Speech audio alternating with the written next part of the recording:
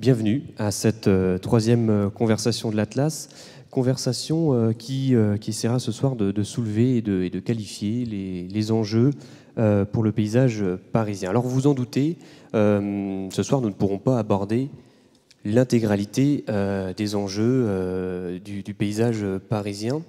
Nous questionnerons donc peut-être principalement les enjeux liés au vivant, ceux de la biodiversité, de la végétation, sociaux aussi et sociétaux. Alors, l'équipe de l'EPFL, dirigée par Paola Vigano, donc de l'École Polytechnique Fédérale de Lausanne, qui travaille actuellement à la définition de ce travail d'atlas de paysage et notamment des enjeux de paysage.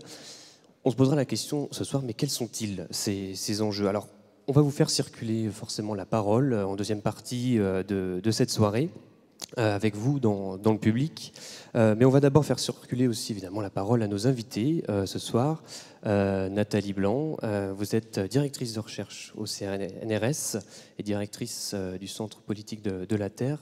Elisabetta Sterregini, architecte paysagiste, historienne de la culture et du paysage et enseignante. Paola Vigano, architecte et urbaniste, Grand Prix de l'urbanisme, qui dirige actuellement le centre de recherche Habitat de l'EPFL.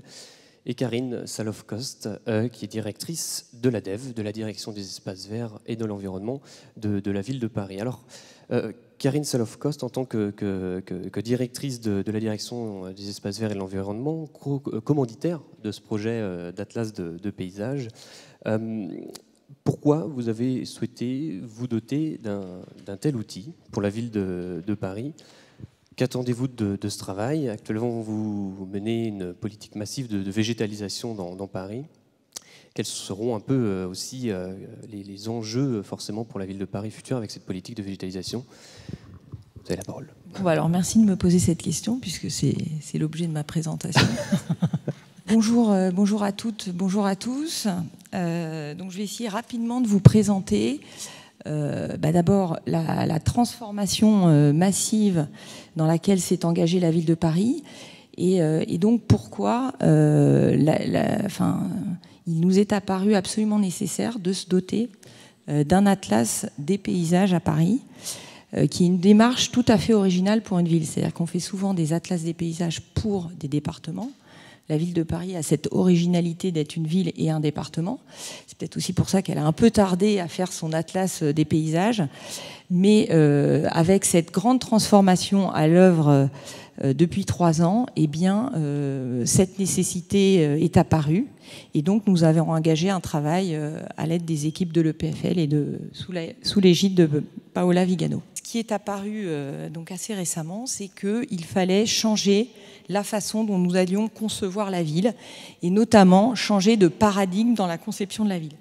Pourquoi ? Bien que nous ayons un patrimoine arboré important, 21% de notre territoire est couvert par une canopée, bien que nous ayons des jardins historiques importants, 530 parcs et jardins, de bois, un héritage extrêmement structurant d'Haussmann et d'Alphand, et bien aujourd'hui, il apparaît que nous devons complètement accélérer la transformation de la ville et notamment la végétaliser massivement. Alors pourquoi ? Et bien évidemment pic de chaleur, également attente des Parisiens qui nous demandent de plus en plus d'espaces verts. Vous avez ici une image du parc des Buttes-Chaumont qui est absolument couvert de gens qui sont ravis de pouvoir s'y reposer tranquillement. Troisième enjeu, l'érosion de la biodiversité. Vous avez ici un moineau. Il faut savoir qu'à Paris, on a perdu en l'espace de 20 ans à peu près 75% de la population de moineaux.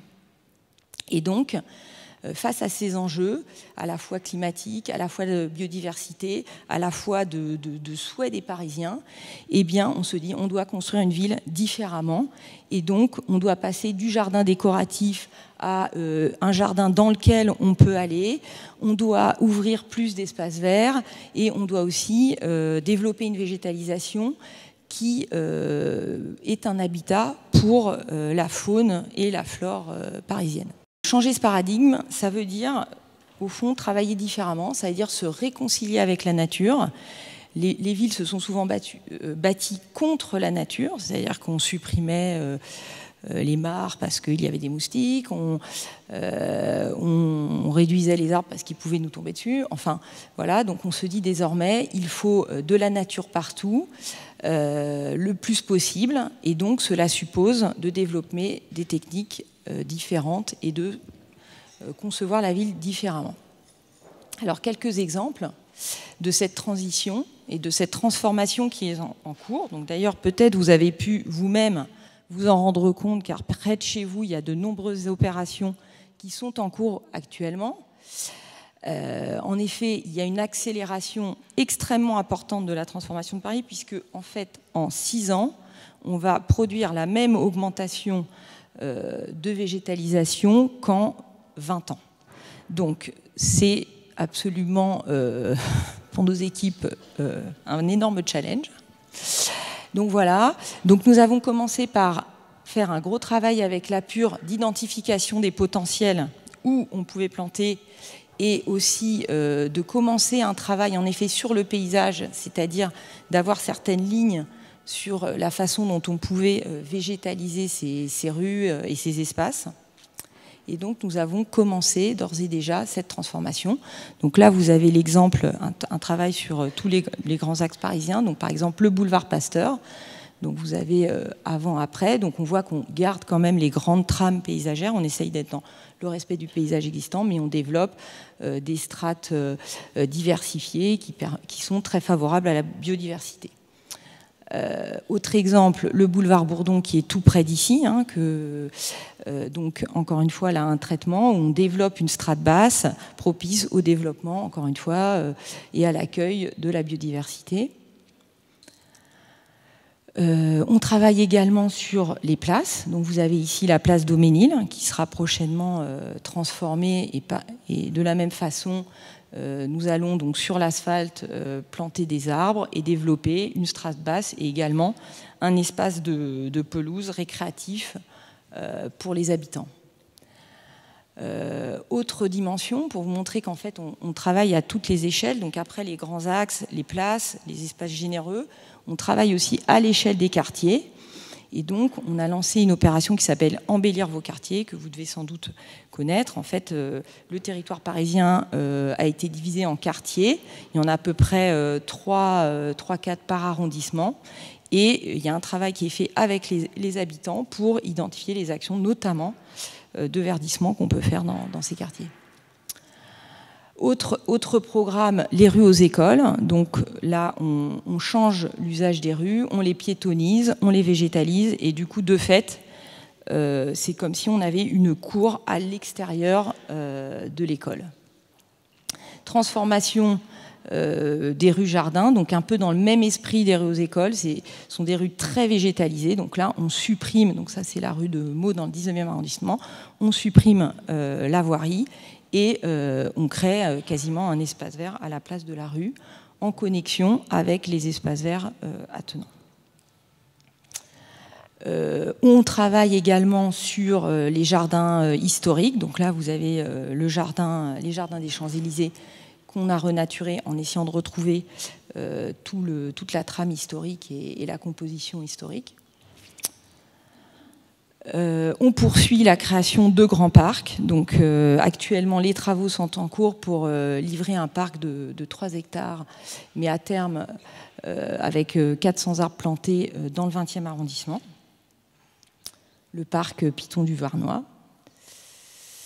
Un gros travail est fait également sur les bois pour les renaturer. Donc, on supprime des parkings, on renature les routes, et donc on augmente la place de la nature au sein de la ville.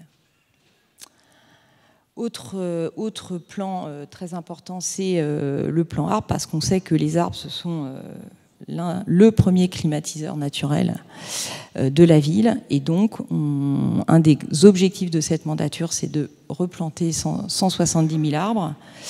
On est actuellement à 110 000 arbres, dont 40 000 à cette saison. Et dans le cadre de ces plantations importantes et denses, on développe un concept de forêt urbaine.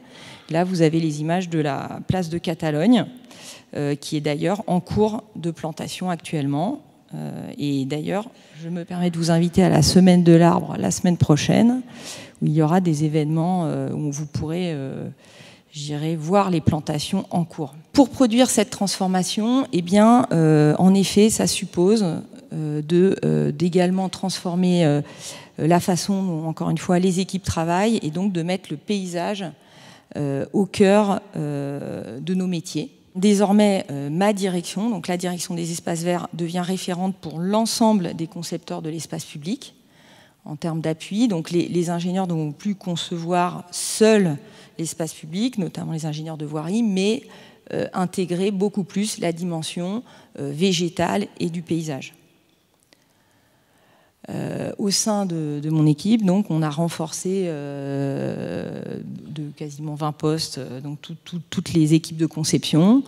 Une mission 100 hectares a été créée au sein de mon équipe pour justement servir de conseil et d'appui à l'ensemble des concepteurs de la ville. Et une personne, mais directement rattachée, une personne qui incarne cette mission paysage et transition écologique. C'est très important parce que ça montre à quel point la ville de Paris, en tant que structure, intègre désormais la question du paysage. Et je pense que ça a été un combat pour pas mal d'entre vous pendant de nombreuses années. Donc vous pouvez être fiers. Voilà. Donc, en plus de ces moyens, on se dote aussi de référentiels, d'outils, de guides, de documents opposables, donc notamment qui font référence au paysage. Et l'un des derniers documents, c'est le PLU bioclimatique, dans lequel la question du paysage est tout à fait centrale également, mais qui doit évidemment être précisé et décliné à travers ce fameux Atlas du paysage qui sera présenté par Paola Vigano tout de suite après moi, et qui est en fait à la fois un observatoire du paysage actuel, un observatoire aussi de ces transformations, et l'idée c'est que ce soit un guide pour qu'en effet cette transformation massive de Paris ne se fasse pas, on va dire, n'importe comment, mais avec certaines intentions, dans le respect de certaines choses, et aussi pour recréer éventuellement des choses qui manqueraient en termes d'usage. Enfin bon, je laisserai Paola développer tout ça. Voilà, et donc le caractère innovant de cet atlas, d'abord c'est que c'est une ville ultra dense qui fait un atlas des paysages, donc ça à mon sens c'est quelque chose qui en soi est très innovant.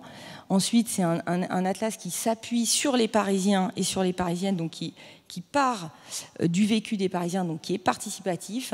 Et enfin il se veut aussi évolutif et vivant, et donc je pense que c'est ça aussi je dirais la particularité, c'est-à-dire que ce n'est pas un document qui va être figé, mais qui va évoluer dans le temps. Et voilà, j'en ai fini. Merci à tous.